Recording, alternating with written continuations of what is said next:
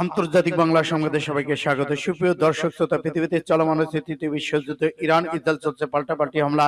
ইতিমধ্যে লেবানন যুদ্ধবিরতিতে আবার যুদ্ধ শুরু করেছে ইসরায়েল আমেরিকা।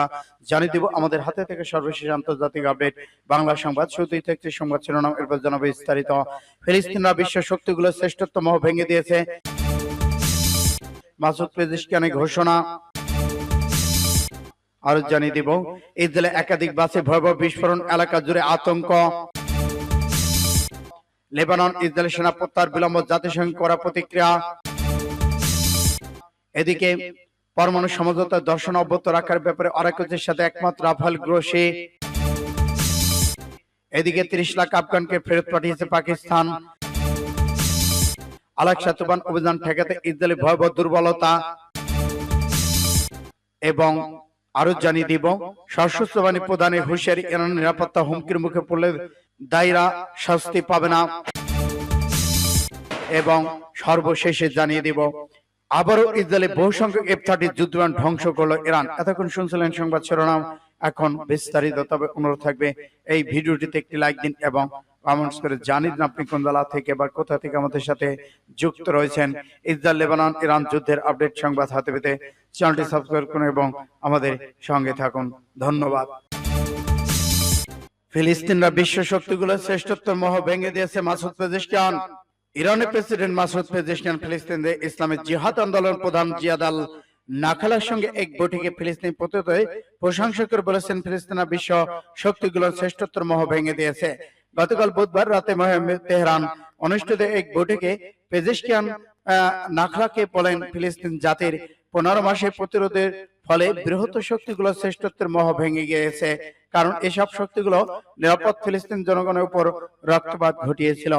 প্রেসিডেন্ট পেজেশকিয়ান ইহুদিবাদী শত্রুর বিরুদ্ধে বিজয়ের জন্য ফিলিস্তিন প্রতিরোধকারী শক্তি এবং জনগণকে অভিনন্দন জানান এবং সেই সঙ্গে বিপুল সংখ্যক বেসামরিক নাগরিকের পাশাপাশি প্রতিরোধকারী কমান্ডার ও যোদ্ধাদের তাদের গভীর সমবেদনা জানান।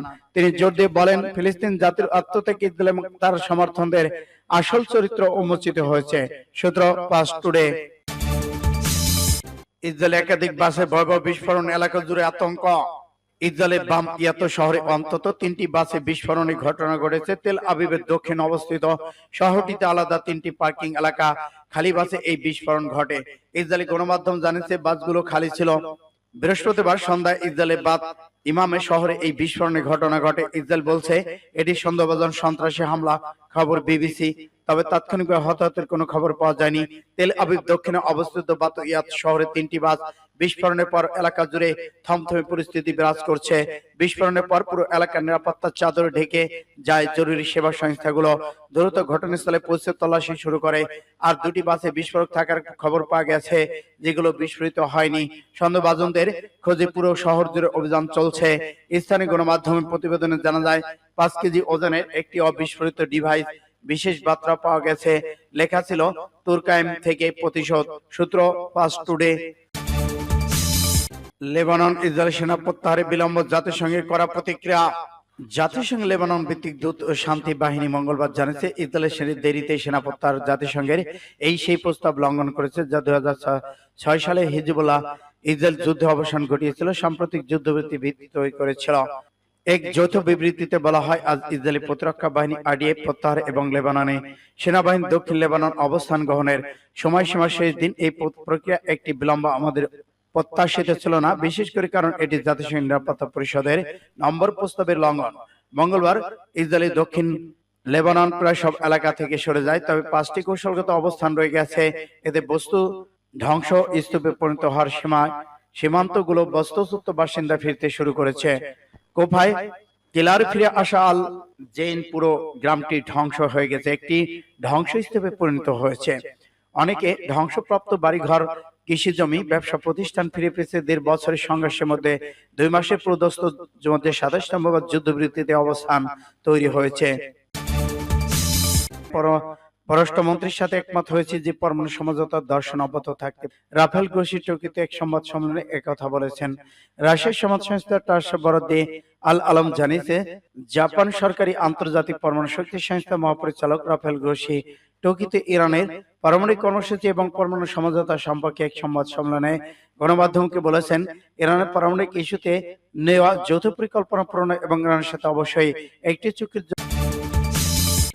আল আকসা তুফান অভিযান ঠেকাতে ইসরায়েলি ব্যর্থতার কৌশল প্রভাব। বিশ্বের ইহুদিদের নিরাপত্তা দেওয়া এবং যে দাবি করে আসছে দখলদার ইসরায়েল তা ফুটে হয়ে গেছে ফিলিস্তিন প্রতিরোধ সংগ্রামীদের আল আকসা তুফান অভিযানের মধ্য দিয়ে। নিরাপত্তা দেওয়ার কথা বলে বিশ্ব থেকে ইহুদিদের দখলকৃত ভূখণ্ড জড়ো করার প্রজেক্টটি যে অত্যন্ত দুর্বল এবং এটা যে একটা ভুল প্রজেক্ট তা আল আকসা তুফান অভিযানের ফলে সবার কাছে পরিষ্কার হয়ে গেছে। ইহুদিদেরকে আকৃষ্ট করা সব ভুলভাল অকেজো হয়ে পড়েছে। আল জাইতুনা স্টাডি সেন্টার আল আকসা তুফান অভিযানে ইহুদিদের পরাজয়ের কৌশলগত দিকগুলো তুলে ধরেছেন। ইসরায়েল নিরাপত্তা বলয় নিশ্চিহ্ন এমন ধারণা তথ্য আল আকসা তুফান অভিযানের মাধ্যমে পুরোপুরি ভুল প্রমাণ করে দিয়েছে। পাস্টুরে আল আকসা তুফান সবার কাছে এই বার্তা পৌঁছে দিয়েছে, দখলদার ইসরায়েল কখনো ইহুদিদের জন্য নিরাপদ আশ্রয় নয়। ইহুদিবাদীদের নিরাপত্তাকে তাদের একটি মৌলিক স্তম্ভ হিসেবে বিবেচনা করা হয়। এই স্তম্ভটাই নরবরে অবস্থান এখন স্পষ্ট। সূত্র পাস্টুরে। আল আকসা তুফান অভিযান ঠেকাতে ইসরায়েলি ব্যর্থতার কৌশল প্রভাব। বিশ্বের ইহুদিদের নিরাপত্তা দেওয়া এবং যে দাবি করে আসছে দখলদার ইসরায়েল তা ফুটে হয়ে গেছে ফিলিস্তিন প্রতিরোধ সংগ্রামীদের আল আকসা তুফান অভিযানের মধ্য দিয়ে। নিরাপত্তা দেওয়ার কথা বলে বিশ্ব থেকে ইহুদিদের দখলকৃত ভূখণ্ড জড়ো করার প্রজেক্টটি যে অত্যন্ত দুর্বল এবং এটা যে একটা ভুল প্রজেক্ট তা আল আকসা তুফান অভিযানের ফলে সবার কাছে পরিষ্কার হয়ে গেছে। ইহুদিদেরকে আকৃষ্ট করা সব ভুলভাল অকেজো হয়ে পড়েছে। আল জাইতুনা স্টাডি সেন্টার আল আকসা তুফান অভিযানে ইহুদিদের পরাজয়ের কৌশলগত দিকগুলো তুলে ধরেছেন। ইসরায়েল নিরাপত্তা বলয় নিশ্চিহ্ন এমন ধারণা তথ্য আল আকসা তুফান অভিযানের মাধ্যমে পুরোপুরি ভুল প্রমাণ করে দিয়েছে। পাস্টুরে আল আকসা তুফান সবার কাছে এই বার্তা পৌঁছে দিয়েছে, দখলদার ইসরায়েল কখনো ইহুদিদের জন্য নিরাপদ আশ্রয় নয়। ইহুদিবাদীদের নিরাপত্তাকে তাদের একটি মৌলিক স্তম্ভ হিসেবে বিবেচনা করা হয়। এই স্তম্ভটাই নরবরে অবস্থান এখন স্পষ্ট। সূত্র পাস্টুরে। সশস্ত্র বাহিনী প্রধানের হুঁশিয়ারি। ইরানের সশস্ত্র বাহিনী প্রধান বলেছে, যদি ইরানের নিরাপত্তার হুমকির সম্মুখীন হয় তাহলে সমগ্র দক্ষিণ পশ্চিম এশীয় অঞ্চলের নিরাপত্তাহীনতার জন্য যারা দায়ী তারা কিংবা তাদের সমর্থকদের নিরাপত্তা ব্যাহত হবে, তারা শান্তিতে থাকতে পারবে না। ইরানের সশস্ত্র বাহিনী প্রধান মেজর জেনারেল মোহাম্মদ বাকিরি বুধবার বিকেলে ইসলামী বিপ্লবী গার্ড বাহিনী আর জিসি স্থল বাহিনী 19তম মহানবী সাল্লাল্লাহু আলাইহি ওয়াসাল্লাম মহড়া চূড়ান্ত পর্যায়ে অবকাশে কথা বলেন। বিজয় জোর দিয়ে তিনি বিষয়টিকে জোর দিয়ে ইসলামী ইরানের সশস্ত্র বাহিনী প্রস্তুতি শীর্ষে রয়েছে, তার সত্ত্বেও যে কোনো প্রকার ভুলের ইহুদিবাদী ইসরায়েল অভিযান পরিকল্পনা অংশগ্রহণকারীদের শান্তি বিপন্ন হবে। ইরান উদ্বৃত্ত দিয়ে পাস্টুরে একথা জানায়। ইসরায়েলি বহু সংখ্যক 35 যুদ্ধবিমান ধ্বংস করল ইরান। আবারও ইসরায়েলের সম্প্রতি প্রতিসংখ্য 200টি ব্যালিস্টিক ক্ষেপণাস্ত্র হামলা চালিয়েছে ইরান। হামলায় ইসরায়েলের সামরিক স্থাপনা লক্ষ্যবস্তু করেছিল তেহরান।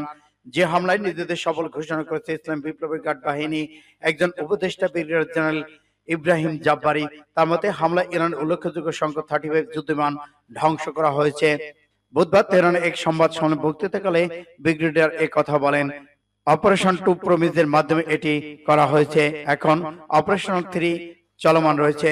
ক্ষেপণাস্ত্র হামলার সফলতার রহস্যের কথা জানিয়ে জাব্বারি বলেন, আর ইসরায়েলি সরকারি বিমান প্রতিরক্ষা ব্যবস্থার বিরুদ্ধে একযোগে সাইবার ইলেকট্রনিক যুদ্ধ অভিযান চালিয়েছে যাতে ক্ষেপণাস্ত্রগুলো লক্ষ্যবস্তু আঘাত হানতে পারে।